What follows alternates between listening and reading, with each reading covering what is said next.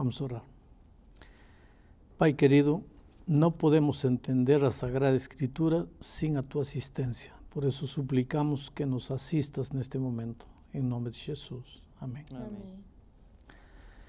Veja, você só pode dar o que você tem. Portanto, quando alguém diz assim, eu vou dar meus dízimos a Deus, está falando errado, porque os dízimos não te pertencem. Como já vimos numa lição passada, os dízimos são de Deus, pertencem a Ele. Agora, do que nos resta, aí sim a gente pode dar, pode entregar, pode oferecer. E na Bíblia encontramos abundantes indicações divinas de que um coração grato, um coração que foi salvo pela graça maravilhosa de Cristo, ele exulta de gozo, de alegria, e a melhor maneira de exteriorizar essa gratidão é entregando algo que podemos entregar. Em realidade, o que Deus espera é o nosso coração. Mas vamos a ler dois textos da Bíblia, um do Velho Testamento e um do Novo Testamento. No Velho Testamento, em Deuteronômio capítulo 16, versículo 17, diz: cada um oferecerá na porção em que possa dar, segundo a bênção que o Senhor, seu Deus, lhe houver concedido. Se você quiser tomar isto como um mandamento, pode tomá-lo, embora nós sabemos que os mandamentos de Deus não são requerimentos de um Deus arbitrário, são mais bem recomendações que nos fazem felizes a nós. Doar, entregar, proporciona uma felicidade tão grande no coração humano que é um dos secretos da felicidade. Já no Novo Testamento, encontramos um incidente da igreja daqueles tempos. Diz assim: também, irmãos, vos fazemos conhecer a graça de Deus concedida às igrejas de Macedônia, porque no meio de muita prova de tribulação, manifestaram abundância de alegria, e a profunda pobreza deles superabundou em grande riqueza na sua generosidade. Quer dizer, a igreja de Macedônia era uma igreja pobre. Mas, quando eles viram que irmãos de outros lugares estavam precisando de uma oferta voluntária deles, eles se reuniram, ofereceram essa oferenda, e o texto diz que a profunda pobreza deles superabundou em grande riqueza da sua generosidade. Quer dizer que a sua generosidade foi muito maior que sua pobreza, e a sua pobreza não foi desculpa para não ser generosos. Por quê? Porque, volto a repetir, quando nós entregamos algo, quando doamos, quando oferecemos, quando estendemos a mão, quando ajudamos a igreja de Deus, ao próximo, com toda certeza estamos crescendo espiritualmente. Vou contar uma pequena experiência. Quando éramos pequenos, meu pai trabalhava nas minas, chegava uma vez por mês em casa. E eu lembro que ele chegava assim à meia-noite, a gente já estava dormindo.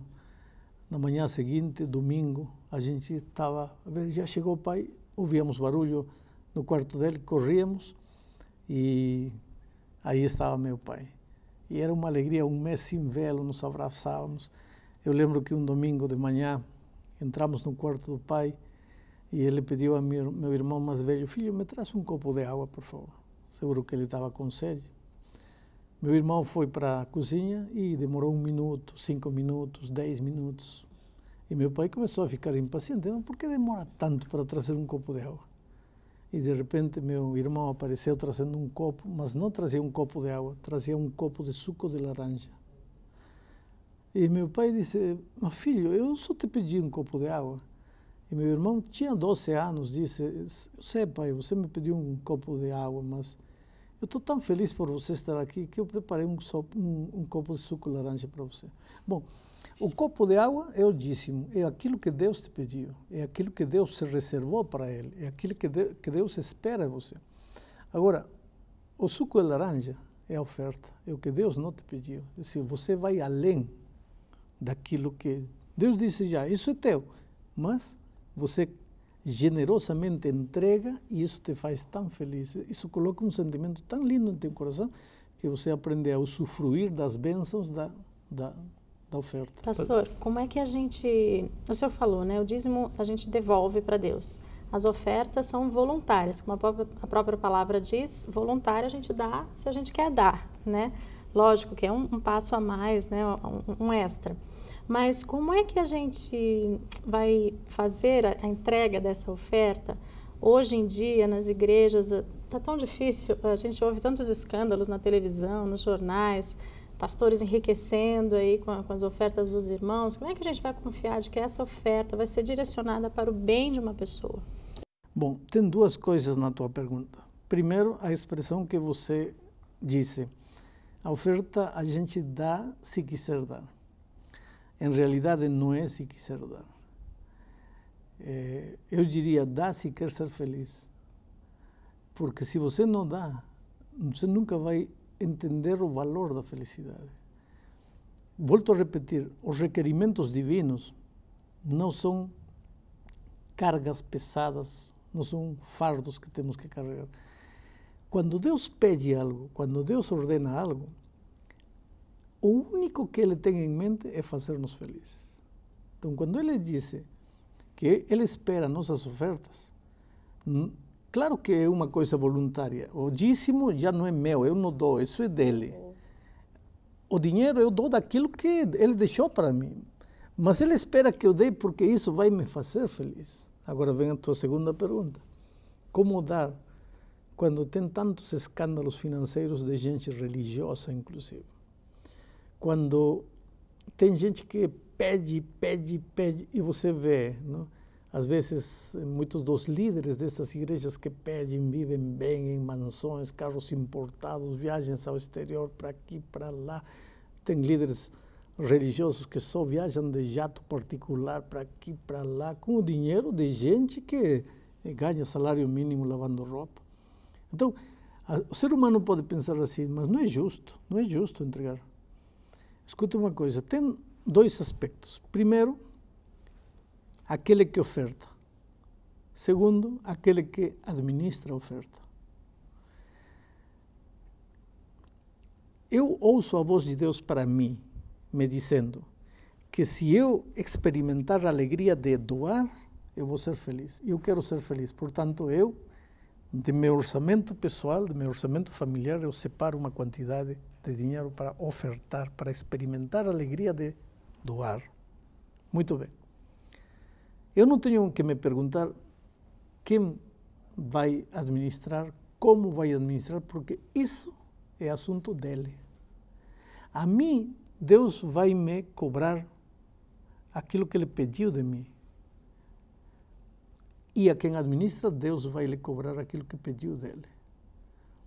Eu, de certa maneira, sou duas pessoas numa, porque, de certa maneira, eu oferto minha oferta pessoal, mas, de certa maneira, eu também administro dinheiro que as pessoas dão para a igreja.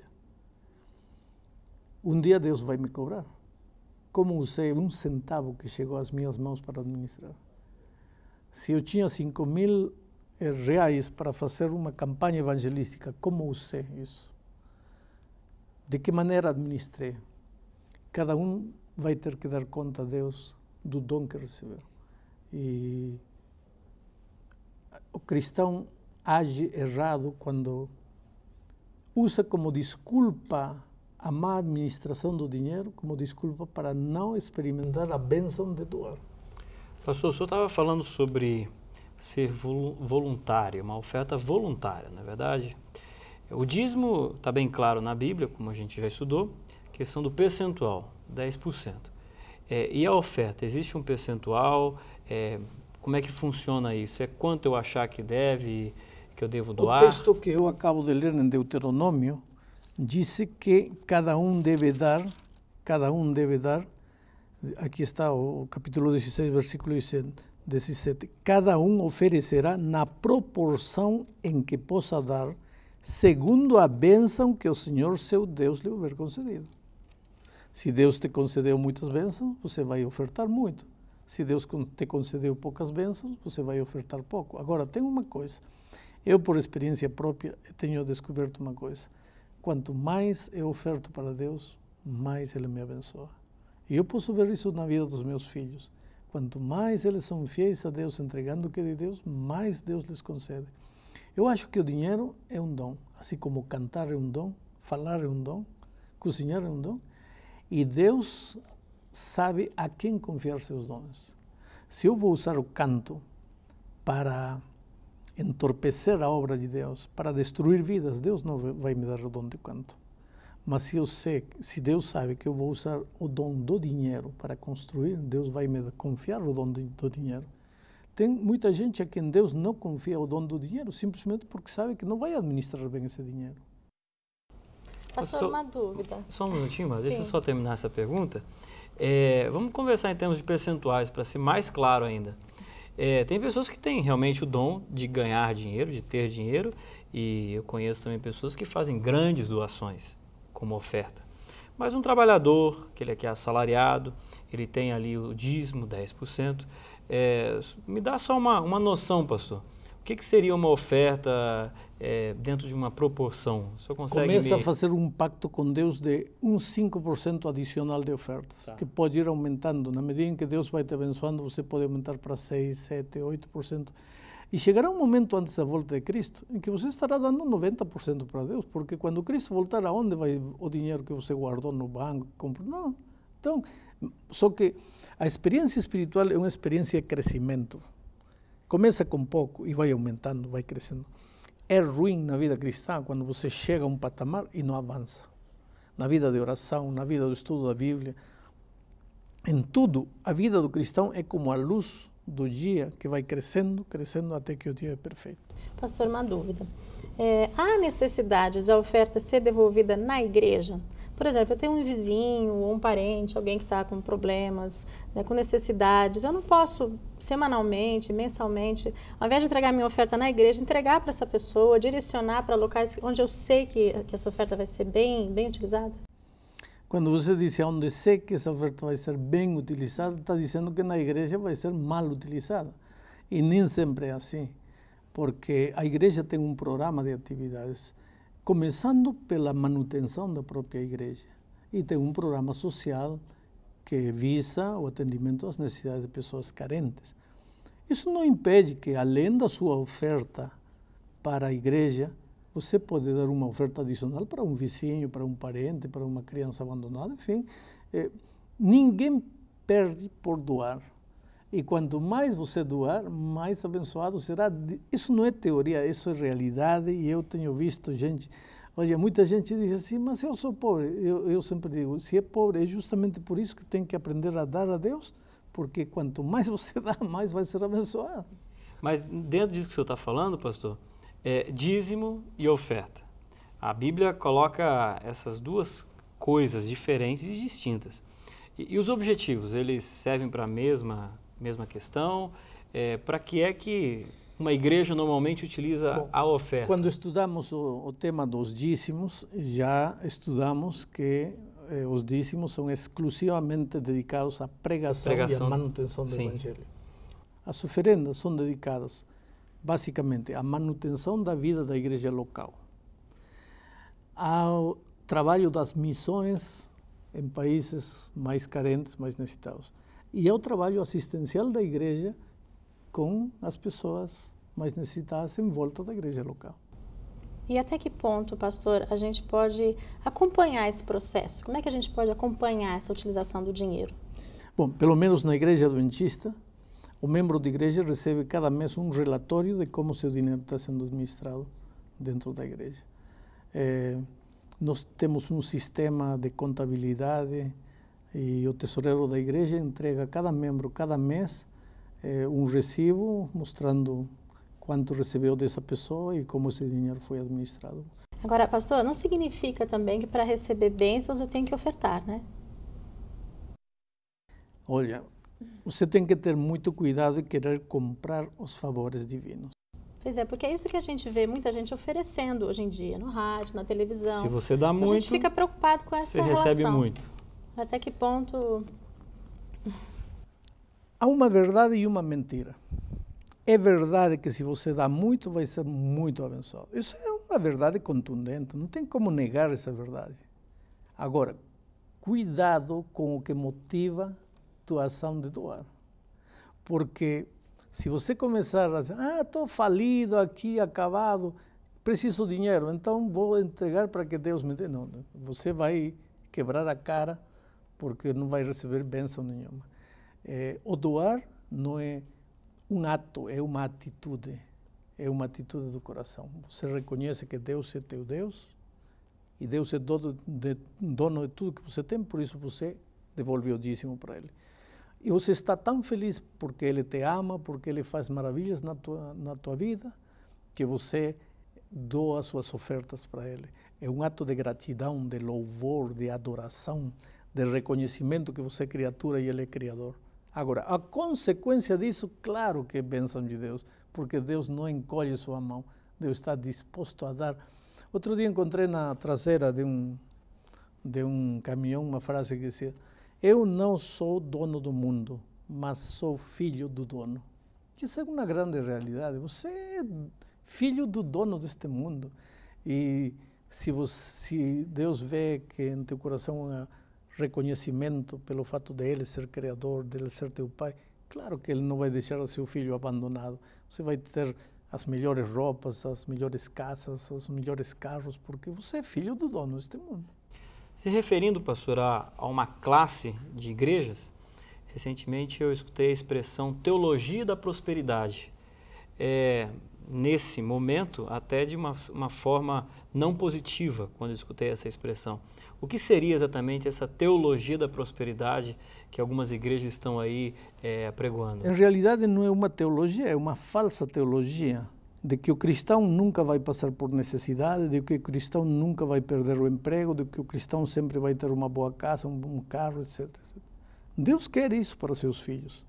Mas Ele diz que nós estamos neste mundo. Enquanto estivermos neste mundo, muitas vezes a dor vai tocar nossa vida. O desemprego vai bater a porta de nossa casa. Muitas vezes vamos a ser demitidos do emprego por causa da fé em Cristo. Isso é uma realidade da vida. E eu quero terminar este estudo falando para você. Escuta uma coisa. Jesus doou tudo que podia doar por você, a sua própria vida. O seu sangue foi derramado na cruz do Calvário. Ora, se Ele deu tudo por você, por que você não pode dar um pouco daquilo que você tem? Eu diria que o ato de doar é um remédio, é um mecanismo, é uma ferramenta que Deus tem para nos ensinar a perder o egoísmo, a pensar menos em nós mesmos e mais nos outros.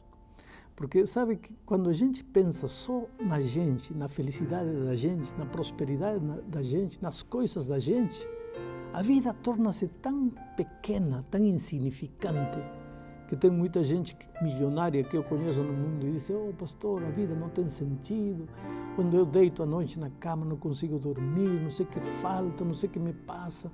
Eu sei o que te passa. A tua vida está muito concentrada em você. Você tem que tirar um pouco os olhos de você e colocá-los em Deus. Os modernos livros de autoajuda dizem: tire a energia de você, tire a força interior de você. Querido, dentro de você não há energia, não há força interior. Você tem que olhar para Cristo. É dele que vem a força, é dele que vem a energia, é dele que vem a vida, é dele que vem a saúde. Você e eu só dependemos dele. Agora, na medida em que você deixe de olhar para você, para suas necessidades, e olhe para Cristo, vai acontecer algo maravilhoso. Não vai faltar para atender suas necessidades nesta terra. E o que mais? Você vai experimentar uma felicidade extraordinária, maravilhosa, que de outra maneira talvez nunca teria experimentado. Experimente isto. Deus abençoe você.